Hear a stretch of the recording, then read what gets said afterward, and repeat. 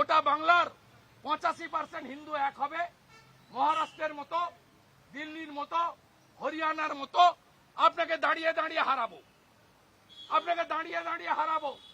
এবং শুধু নন্দীগ্রামে হারা নয়, আপনি ভবানীপুরেও হারবেন।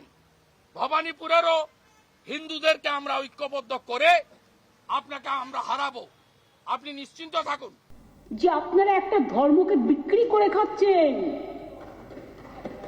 একটা ধর্মকে বিক্রি করে আমরা খাই না, আমরা সর্বধর্মকে সম্মান করি। বাংলায় সরস্বতী পুজো করতে না দেওয়া নিয়ে গত দুদিন ধরে এভাবেই বাংলার রাজনীতিতে বড় হয়ে উঠেছে ধর্ম। অনেকে বলছেন কে কত বড় হিন্দু যেন তারই প্রতিযোগিতা চলছে। 2019 সালে লোকসভা নির্বাচনে তৃণমূলের আসন সংখ্যা 34 থেকে 1 লাফে 22-এ নেমে আসতেই মেজাজ হারান মমতা। এক সাংবাদিক বৈঠকে বলতে শোনা যায়, আমি কিন্তু ইফতারে যাচ্ছি, আপনারাও আসবেন। আমি তো মুসলিমদের তোষণ করি, 100 বার যাব। যে গরু দুধ দেয় তার লাথি খাওয়া উচিত। এরপর 21 সালে বিধানসভার আগে তৃণমূল ছেড়ে বিজেপিতে গিয়েই যেন বাংলার হিন্দুত্বের পোস্টার বয় হওয়ার চেষ্টা করছেন শুভেন্দু। প্রত্যেকটা সাংবাদিক বৈঠক এবং বক্তব্যে হিন্দুদের একত্রিত করার কাজটা কার্যত নিজের কাঁধেই তুলে নিয়েছেন রাজ্যের বিরোধী দলনেতা। কারণ ক্ষমতায় আসতে হিন্দু ভোটের একত্রীকরণ চাইছেন শুভেন্দু। কিন্তু মোহন ভাগবতের রাজ্য সফরে আরএসএস এর কোনো অনুষ্ঠানে দেখা যায়নি শুভেন্দুকে। এই অবস্থায় বিধানসভায় শাসক বিরোধী ধর্মযুদ্ধে নতুন মাত্রা যোগ করেছে মুখ্যমন্ত্রীর মহাকুম্ভকে মৃত্যুকুম্ভ মন্তব্য। মহাকুম্ভ আমি নাইবা বললাম, ওটা এখন মৃত্যু কুম্ভ হয়ে গেছে। আর টাকা কামানোর জন্য ধর্মকে বিক্রি করছেন, তাদের আমি মন থেকে মেনে নিতে পারি না। এত বড় অপরাধ ক্ষমার অযোগ্য।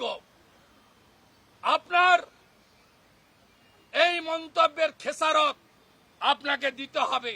एंटी हिंदू कमेंट और हमारी आस्था के ऊपर चोट देने वाला इस कमेंट के ऊपर अच्छा तरीके से आवाज उठाना चाहिए।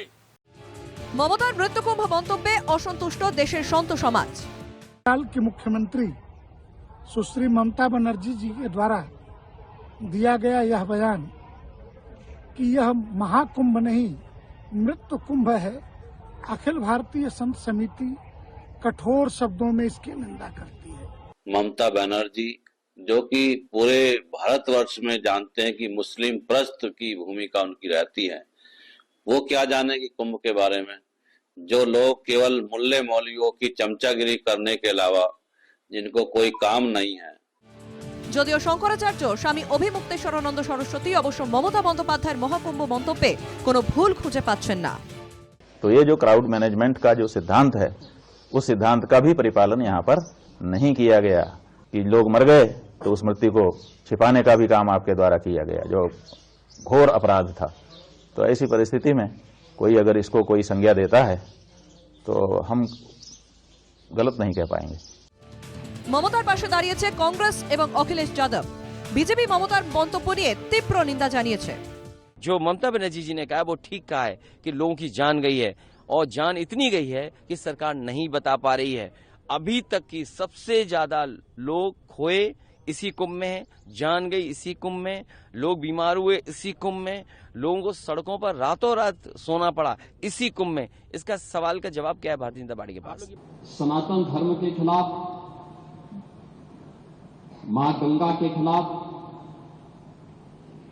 भारत की आस्था के खिलाफ या महाकुंभ के खिलाफ कोई भी अनर्गल प्रलाप करते हैं, कोई झूठा वीडियो दिखाते हैं, तो इन 56 करोड़ लोगों की आस्था के साथ एक खिलवाड़ है, भारत की सनातन आस्था के साथ खिलवाड़ है। लेकिन इस पे राजनीति करना कितना उचित है। অধিবেশনে সরাসরি সম্প্রচারে টানা 1 ঘন্টা 27 মিনিটের বক্তৃতার অর্ধেকের বেশি সময় মুখ্যমন্ত্রী বিজেপির হিন্দুত্বের রাজনীতির সমালোচনা করেছেন। এদিকে মমতার মন্তব্যে ঘিরে বুধবার উত্তাল রাজপথ। মমতার মন্তব্যের প্রতিবাদে বিজেপির তরফে সেন্ট্রাল এভিনিউ এবং এমজি রোড ক্রসিং এ বিক্ষোভ প্রদর্শন শুরু করা হয়। মুখ্যমন্ত্রীকে নিঃশর্ত ক্ষমা চাওয়ার নির্দেশ দিন রাজ্যপাল। এই মর্মে রাজ্যপালকে চিঠি দিলেন সুকান্ত মজুমদার। অর্থাৎ এটা স্পষ্ট, আগামী বিধানসভা নির্বাচনে এবার কর্মসংস্থান বা উন্নয়ন ইস্যু নয়, ইস্যু ধর্ম। Bureau report, NKTV Bangla.